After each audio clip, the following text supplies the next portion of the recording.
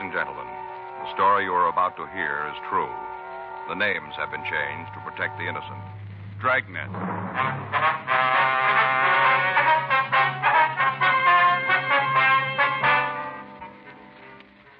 You're a detective sergeant. You're assigned to Bunko Fugitive Detail.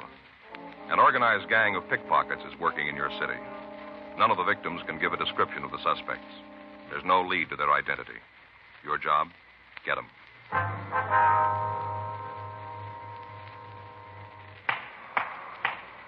It was Tuesday, May 10th. We were working the day watch out of Bunko Fugitive Division, pickpocket detail. My partner's Frank Smith. The boss is Captain Didion. My name's Friday. I was on my way back from communications, and it was 11:14 a.m. when I got to room 38. Bunko. Joe? Yeah. Anything come in from St. Louis? Yeah, they checked the Carney's plan back there. No trace of Beck. Tip was wrong then, huh? Yeah, it looks like it. Where to now? Well, about all we can do is sit and wait for a reply on the radiogram. He's got to be someplace, and he isn't going to stop working. There'll be word on him somewhere. I'll be glad when we turn the key. Yeah. Excuse me. Yes, sir? I wonder if you could help me. Well, we'll try, sir. You want to come on in? What's it all about? I've been robbed. Sir? They took my money, all of it, every bit. I don't know how, but they took it all. I don't know what to do. Well, do you want to sit down? Yes, please. I don't know how they did it. I tried to be so careful, but they took it all. 37 years doing without, and now I got nothing. Well, this is my partner, Frank Smith. My name's Friday. Maybe if you tell us what happened here, we could help you. Yes, maybe. I'm Louis Bonning. Yes, sir? I live at 1820 Woodworth Court, Los Angeles, 12. I have a room there. I see. $14 a week in privileges. If you tell us what happened, Mr. Bonning, we might be able to do something for you. And I'm trying to tell you. I'm trying to think of what happened. I don't believe it yet. Well, now, you said you were robbed. Is that right? Yes, $5,200. All gone. Well, were you held up? No, nothing like that. If it was that way, I'd know. But just all of a sudden, I put my hand in my pocket to feel the money, and it wasn't there. Nothing was there. I had a pocket full of empty. Well, now, sir, do you usually carry that much money around with you? No, mister. I got it from the bank this morning. I'm going away. I was leaving Los Angeles. That's why I had the money, so I could leave. All right, sir. Suppose you start right at the beginning and tell us the whole story, will you? Well, my wife passed on 4 weeks ago, Monday, April 4th. That's when it happened, April 4th. Uh-huh. We came to this country when we were both young. She died 4 weeks ago. Yes, sir. If you'd go on about the theft, please. Well, I thought I'd maybe go back to Chicago to live with one of my daughters. She asked me to come, and I thought I would, so I drew out the money. You took the money out of the bank? Yes, this morning. $5,200. It's what we'd saved. I couldn't leave it here in the bank if I was going to be in Chicago. Well, you could have had the money transferred, you know. Well, I guess that's what I should have done, but it's too late now. Did you have the money when you left the bank? Yes. I rolled the bills up and put them here in my pocket. Here, this one on the left side. I kept my hand on the money, so I knew it was there. Now, what'd you do after you left the bank? Well, I was going home. I thought I'd walk home. I went down the street, and then I thought I'd stop for some coffee. I was all packed at my room, so I didn't want to make a mess. I thought I'd have a cup of coffee out. Mm-hmm. I went into the big market. They have a coffee counter there, and I went in and sat down. All the time I kept my hand on the money. I could feel it through the pants. It was in my pocket. Yes, sir. I had the coffee, and I went to go out of the market. As I walked through all the people, a box fell off a stack of boxes and almost hit me. I didn't think anything about it. Nobody was hurt. All the people in the market came over to me and asked if I was all right, but I said yes, I was all right. Then I went out of the market. I got on the street. When I remembered about the money, it was gone. Now, it had been taken from you in the market, is that right? Yes, mister. It was in the market, I think. Well, let's get this straight. While you were in there, did anyone bump into you? I don't understand. I mean, anyone jostle you, bump into you without reason? No, I don't remember it. Did anybody follow you from the bank to the market that you noticed? It was hard to tell, mister. There are a lot of people on the streets. It would be hard to tell if there was anyone. Yes, sir, I understand. But was there any one person you recall having seen this morning? One face that you might remember, maybe? No, mister. I tried to think about it, but there's no one. I see. Do you think you'll get it back for me? Sir? The money. It makes a big difference. How's that? Before, when I had the money, I could go and live with my daughter. With the money, I could be independent. It'd be a different feeling. You understand, don't you? Yes, sir, I do. That's why it's so important you get the money back, so I can go live with my daughter, so I can do that. That's the only reason I trouble you. The only reason I have to ask you to find the man. That's the only reason I got it. It's a little different with us, sir. Huh? We've got another one. For the past several weeks, we've been getting reports of the existence of an organized gang of pickpockets working in Los Angeles. Contrary to most opinion, a pickpocket seldom works alone. Like everything else, it's gotten to be a highly specialized operation. Normally, there are several men to each team. The jug mob, who usually spends his time in banks looking for the victim. The shover, who pushes or bumps the victim so his money can be taken. And the wire, who does the actual pocket picking. In certain types of operation, the jug mob is replaced by the short, who works streetcars and spots people who have large amounts of money. Under normal circumstances, a professional group of pickpockets can take approximately $5,000 a day out of a tip or a crowd. 11:47 a.m. We had the victim, Louis Bonning, look through the pictures of known pickpockets for a possible identification of the man who'd taken his money. He was unable to find anybody who looked familiar. We told him to go home, and we said that we'd be in touch with him. 12:35 p.m. Frank and I checked back into the office. It's a rough one, huh? Yeah, they all come out that color, don't they? I sure hope we can do some good for him. Yeah, nice old guy. You want to get in touch with Slim Ramos? Let's go down and talk to him. He might be able to come up with something. Yeah, I'll get his number. I gotta get a new book. This one's getting almost impossible to use. Yeah. Look at this. Numbers all crossed out, you know, when they change the prefixes. Yeah. Sure made a mess out of my book.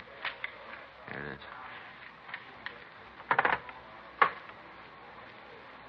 Expert. 4.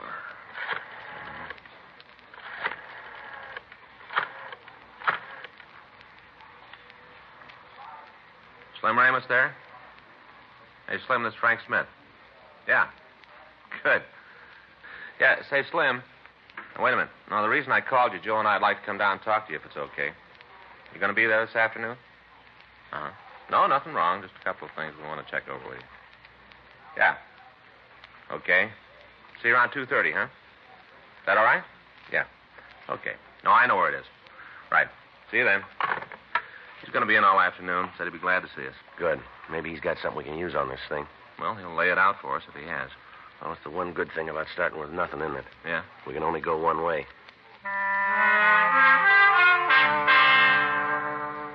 12:06 p.m. Frank and I checked out of the office and we started for Santa Monica.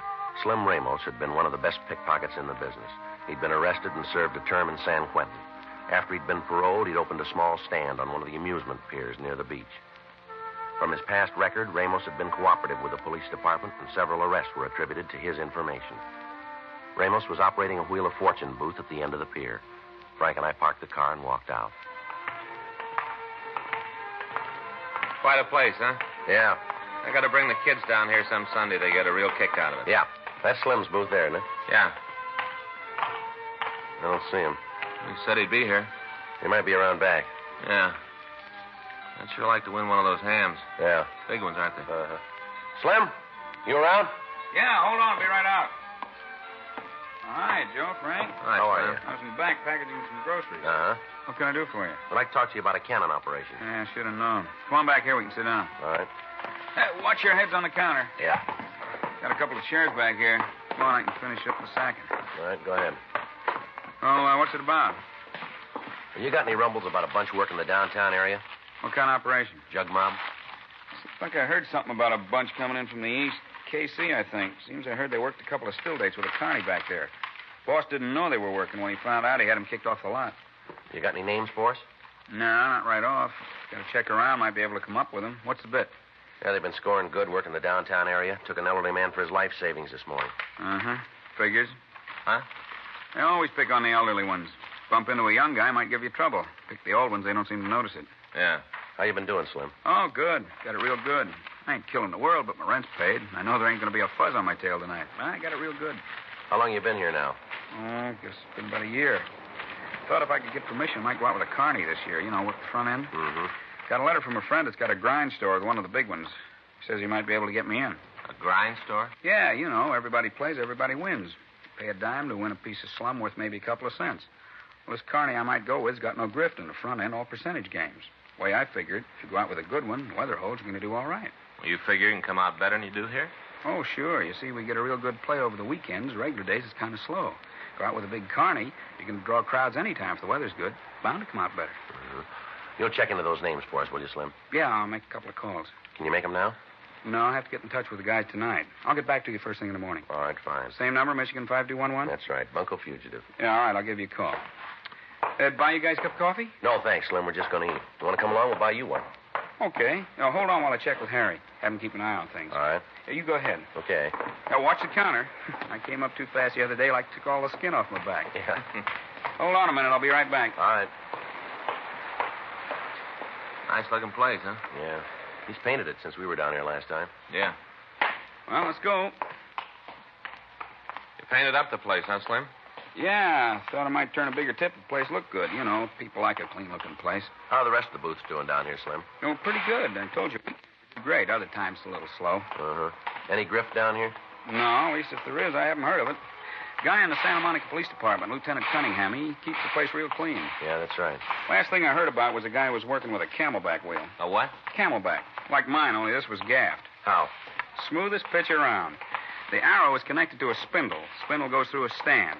Looks like it'd be no way to G it. Plain pipe. Looks clean. What's the gimmick? Well, the frame rests on 4 pins. Pins are supposed to be what anchors it to the counter. Uh-huh. Now, 3 of the pins go into one piece of the counter. They really do hold the wheel in place. The other one goes through a separate piece of wood on the booth side of the counter. There's a space between the board on the booth side and the one the 3 legs go through. Yeah. Now, the pin in the 4th leg is loose. It's connected with a bunch of levers inside the pipe, acts as a brake on the wheel.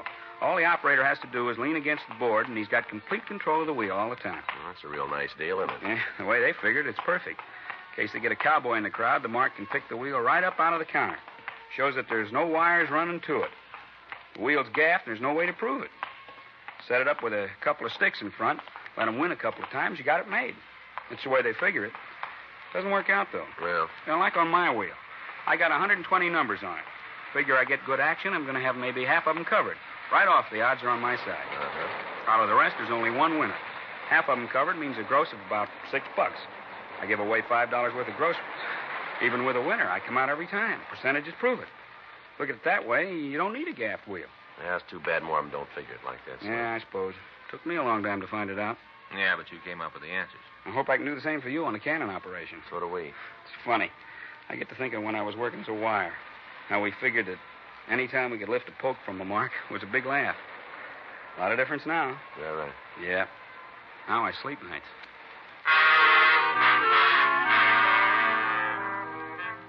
2:15 p.m. We continued to talk to our informant, Slim Ramos. He said that he didn't know the name of the carnival the possible suspects had been fired from. He said that he'd call some of his contacts and try to get the information for us. We set up a time for him to get in touch with us, and then Frank and I drove back to the office. We contacted Captain Didion and made arrangements for additional men to be assigned to help us. Sergeants John DeBetta and Danny Gilmore were asked to aid us in a search of the market where the victim had been robbed. We spent the next 3 hours in the market looking at the crowd in the hopes that we'd see a known pickpocket or even see a wire in operation, but the surveillance netted us nothing. We made arrangements for the victim's bank to be watched the following morning.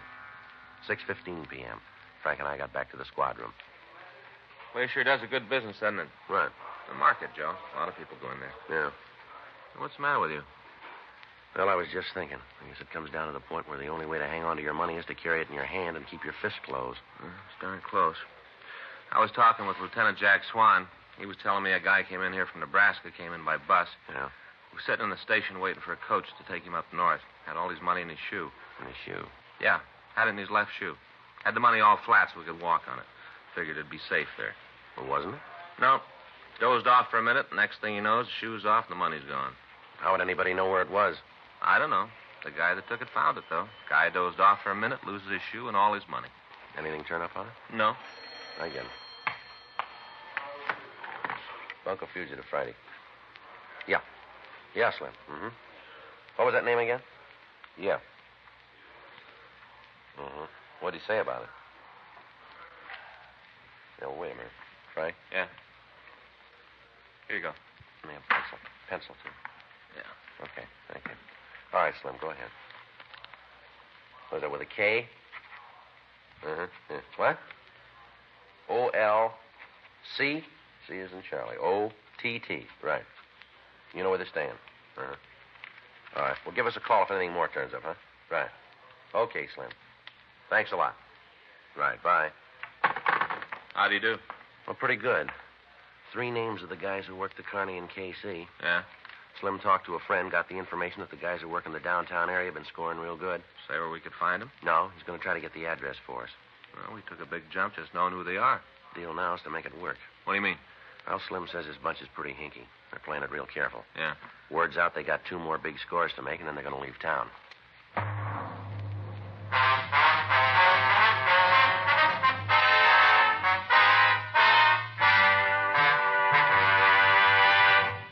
You are listening to Dragnet, the authentic story of your police force in action.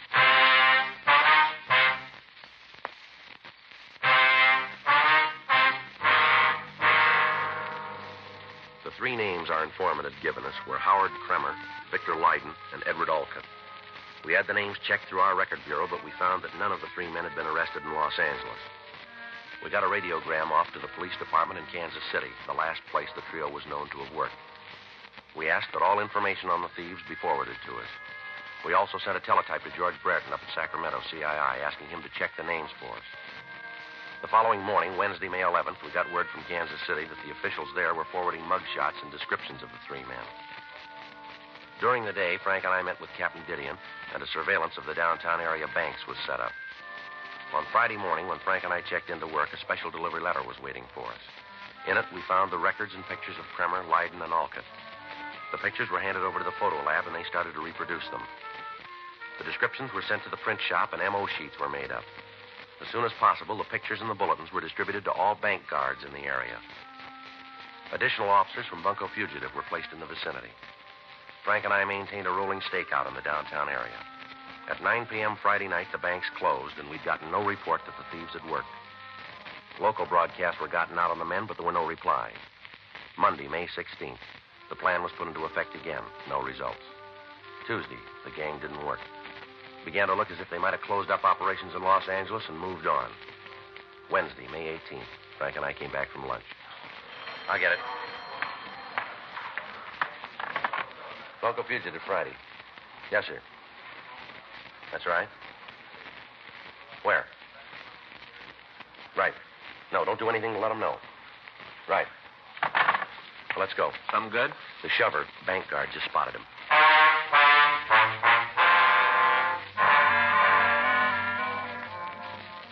The call had come from a bank at the corner of 7th and Jackson Streets. The guard told us that he'd seen one of the suspects enter the bank and, under the pretense of filling out deposit slips, observe the withdrawals that the customers were making. It took us a little under 3 minutes to get to the address. We checked with the guard, and he pointed out the suspect. Frank pretended to make out a deposit slip while I waited at the new account desk. When we entered the bank, the suspect was standing at the teller's window. In front of him was an elderly man. As the line moved up, the suspect began to examine the slip that he'd made out. Then, as the elderly man took his turn at the window, the suspect walked away and stopped by the door. He waited for the man to finish his business at the teller's counter. Then, as he passed through the door, the suspect fell and stepped behind him. Frank and I followed him down the street. As he walked through the crowds, he was joined by Edward Olcott, the shover in the operation. The elderly man entered a small tobacco store, and as he went through the door, the wire, Howard Kremer, joined the other 2 suspects.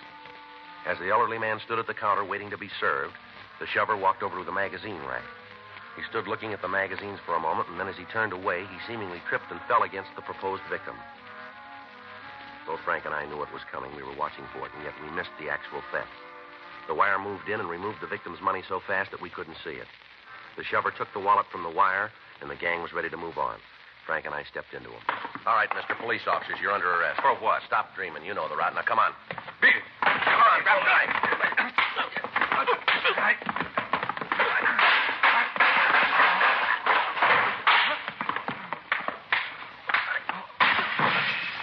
All right, mister. Come on your feet. Get up. Get away from me, cop. Leave me alone. You're going to regret this. Shoving a citizen around. No reason for this. How about the other 2? They're out. All right, let's get him downtown. How about the victim? No, he left when the beat started. Better try to catch him. Yeah. You're going to be sorry for this. You wait. You're going to be real sorry shoving an honest citizen around. Yeah, that's the trouble with you punks. What do you mean? You're wrong on both counts.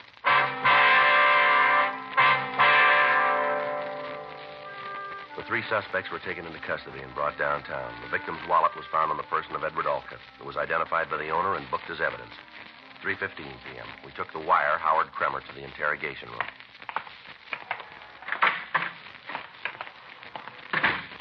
Sit down, Kramer. Yeah. All right, you want to give us the statement? For what? Come off it. You know what we're talking about. You got to have me cross with somebody else. I'm trying to level with you. I don't know what you're talking about. You want us to lay it out for you? I don't care much either way. You guys slam into a store where I'm trying to buy a pack of cigarettes, and all of a sudden I got handcuffs on. You tell me I'm hooked for being a pickpocket. That's the way you want to tell it, huh? There ain't any other words. Your two friends tell it different. What two friends? Two fellas we picked up with you? This is a big town. A lot of people. You walk into a store, you don't ask who's standing next to you. They put the whole deal on you. Who? Leiden and Alton. Never heard 'em. How long do you figure you're going to keep this up, mister? As long as it takes to get you on my side. They don't build days that long. That's your loss. I'm a nice fellow if you take the time to get to know me. All right, Kramer, this is way off the road. Now, maybe you got all day, we haven't. You can either give it to us here and now, or we can drop you into a cell and let you wait it out. You put me in a tank, and I'll be out in half an hour. How many times have you been arrested? Who says there was a first? How many times? You got the books. Look it up. We ask you a question. So I'm not a genius. I got trouble with addition. Take everything out of your pockets. What? Come on. For why?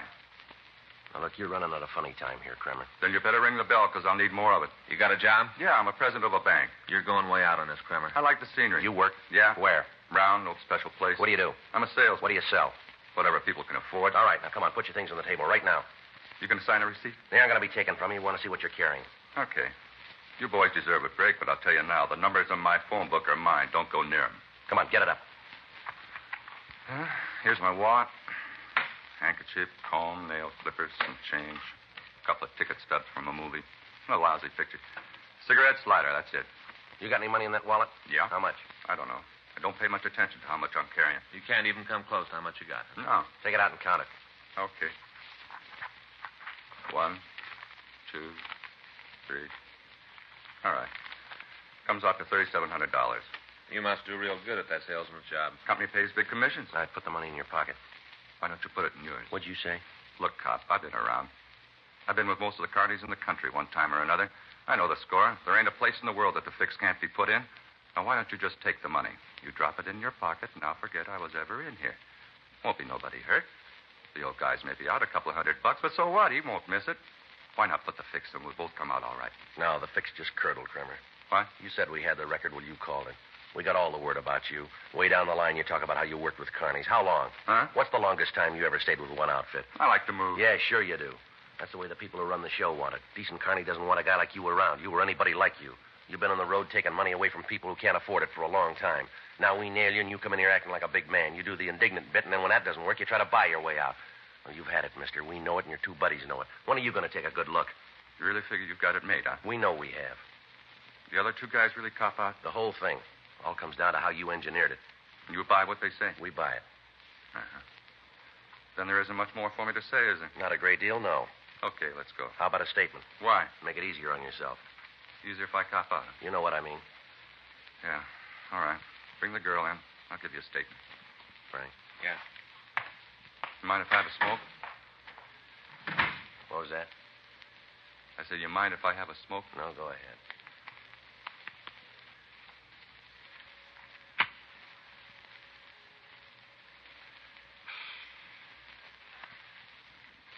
Wild one, isn't it?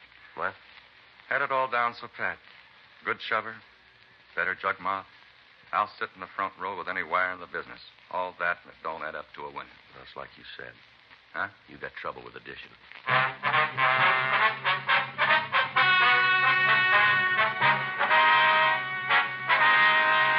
Howard Nathan Kremer, Edward Francis Alcott, and Victor Frederick Leiden were tried and convicted on 6 counts of grand theft money and received sentence as prescribed by law. Grand theft money is punishable by imprisonment in the state penitentiary for a period of not less than 1 nor more than 10 years. Dragnet is a presentation of the United States Armed Forces Radio Service.